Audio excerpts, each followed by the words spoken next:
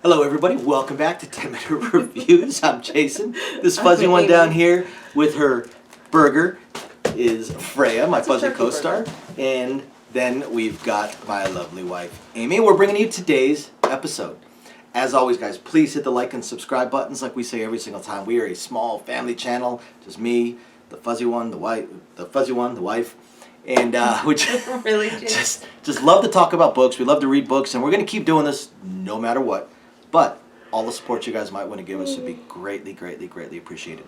So today we're doing something a little bit different, which is why this video is posting on a day that we're also posting a book video. I know usually we only post one per day, if that. But this one's a little bit different.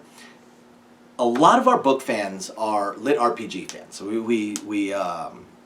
we review a lot of lit RPG books, and there's some fantastic ones, and across multiple genres. I mean, there's lit RPG in superhero, there's lit RPG in fantasy, there's lit RPG under the harem lit subtitle, there's lit RPG, there's a lit RPG western / harem / fantasy one by Daniel Shinhofen that's absolutely amazing, Lux voice. So lit RPG is all over the place, and I've realized, thinking about it, that most of the lit RPG fans must be RPG fans. Otherwise, these charts that pop up on these books, you know, the character sheets and the stats and stuff like that. No sense. Yeah, it'd make no sense. It would be boring. Whereas, you know, those of us that are RPG fans, primarily tabletop RPG fans, are of course going to love this stuff. So what we decided was we were going to shoot a whole series of videos about tabletop RPGs because I am a huge fan. I think I have 2.5 full shelves full of just RPG books. So we're going to start off with, of course, the biggest one in the world, and then because I know this isn't going to be for everybody, and I don't want to flood the channel with videos that are not for everybody, the rest of them we're going to film, and then we're going to go ahead and throw them up on our Patreon. Eventually, we will probably also put them on the channel, but the main channel. But I don't want to again flood with extra stuff. We've got a lot of people that just enjoy books, but just to give you an idea, guys, of some of the things we're going to talk about: GURPS, Shadowrun, Rifts. I have the old Dungeons and Dragons box sets, not AD&D, the old Dungeons and Dragons box sets. We'll talk about some of those, various Palladium systems, Cyberpunk. I've got the old Star Wars. But again, for today, we're going to talk about D&D, AD&D, and we're going to talk about 5th edition because obviously that is the most recent one. You know, got Player's Handbook here. We've got probably about this much of our shelf is D&D just the D&D books. So it's probably the second biggest collection for any particular game system that we have. So Dungeons & Dragons 5e. Now, I had to bring in reinforcements on this one because I started playing tabletop RPGs before she was born. I also stopped. Exactly. But you know, now I have to get the large dice because my eyes can't see them. And yeah, right. Shut up. Cane of holding. Exactly. So I played 2nd edition. And then I stopped when I joined the army. I very rarely played, so I stopped. There was 20 years between when I stopped and when I picked it back up. So my understanding of 5e is not that strong. Played a little bit of it. So talking about Dungeons & Dragons 5e, one of the things that I absolutely love about it is actually pretty analogous to 2nd edition. It's very, very similar. If you played 2nd edition, 5e is actually pretty easy. I've heard that 3e was a nightmare. Now Pathfinder, which they call 3.5, a lot better, improved on it, but I've heard 3e was just an absolute nightmare, so they took a lot of it out, or simplified a lot of it back to bring it down to 5e. One thing that I've read about that I do like, apparently you don't have as many magic items. 2e was just flooded. The 2nd edition was just flooded with magic. I mean, just everything. Tables and tables of Well, you shit. couldn't do anything without magic. You had so many things that could only be hit with magical weapons. If you didn't have, you know, a sword +3 and armor +5 and boots +2 and gauntlets +3 and a dagger +6, TPK. right? You're just screwed. Whereas with 5e, they have made it theoretically possible for anybody to score a hit. Now, theoretically possible. You pretty much need a nat 20 if you don't have the right, you know, if you're too overpowered. some of the things I dislike. They've of course changed the classes quite a bit, and as far as I can tell, and I could be wrong on this because again I'm not super familiar with 5e, but it seems to me the Ranger's been super nerfed.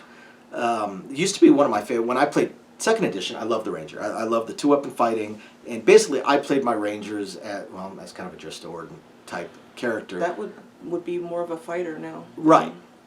And I think now you can kind of take almost any of the main classes and sort of tailor them to anything. Like you can make a fighter absolutely. that's a There's thief. So many subclasses, and you can dual class, and it's just amazing. Well, and plus your skills, and you can, and there's I guess there's subclasses like your focuses and stuff that again, like I said, you can take a fighter and make him a thief. You could Turn take him into Indiana Jones. Well, you could turn him into Indiana Jones. Absolutely, you can make a fighter turn him into Indiana Jones. You could, spellcasting for fighters is actually possible. Absolutely. Another one of my favorite classes that is not as good anymore is the Bard. Bard back in the day was awesome. I still play Bards because they still have they have a lot, but there's Bards aren't really useful until they get up to the mid-level levels. And even then, everything they're useful for, there's another class that's in the mid-levels that is better. Yeah. The Bards are just not as good as they used to be. In fact, to me, it seems like there's really just a few main classes that get everything done with Dungeons and Dragons. Obviously, the fighter and your fighter variants, because once you get high enough, fighters are just damage-dealing behemoths. Naturally, your spellcasters, such as your wizards and such, but warlocks have so much they can do, so many different things they can do with all their pacts and stuff like that. You can build it to just about anything. The last character I played was a warlock. I played a bard, and then I ended up playing a warlock.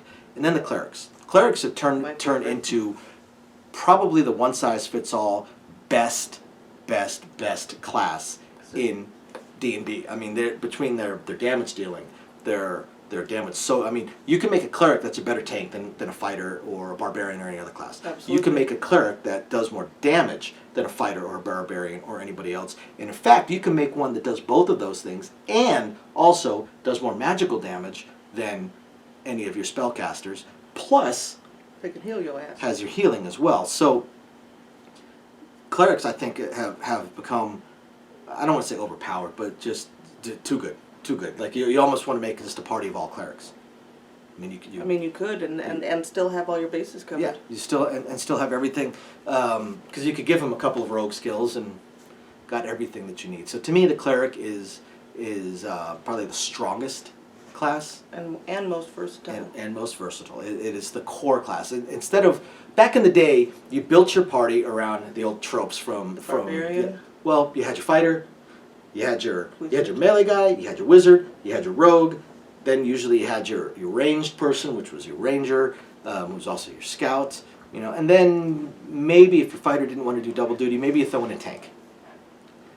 In which case maybe your fighter's the tank and the barbarian or the monk is your damage dealer.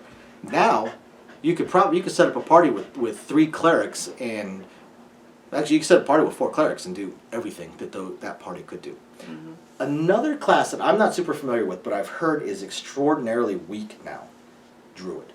Yeah. Druid. I don't know what makes them so weak. She probably does. But I've just been told they are incredibly weak. A lot of the utility for the druid with the the animal companions and the wild shaping and all of that, they've kind of nerfed a bit. It's not as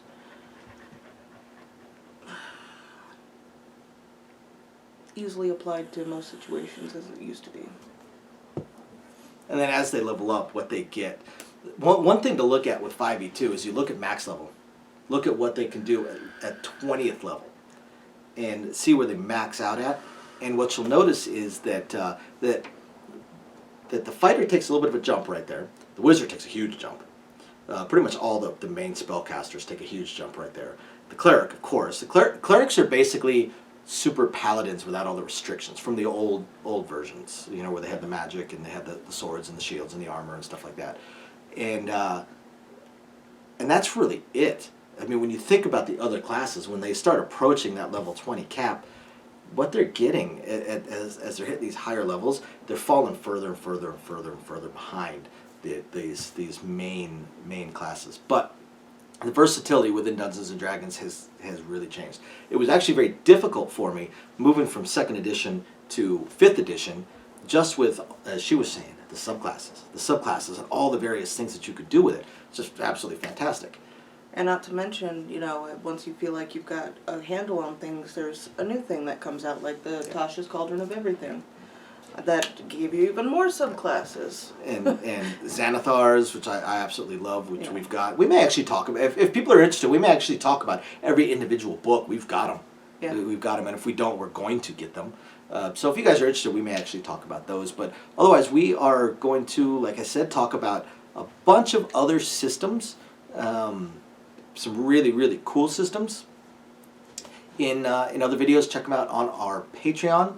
Otherwise, I don't really have much else to say on D&D, other than one thing that has really risen with Dungeons & Dragons over the last few years, probably thanks to the pandemic, is and the ability now to FaceTime and stuff like that is the virtual games. The games now where you don't have to get together. Back in the when I was a kid, before she was born, they actually did have distance role-playing games, but it was through the mail.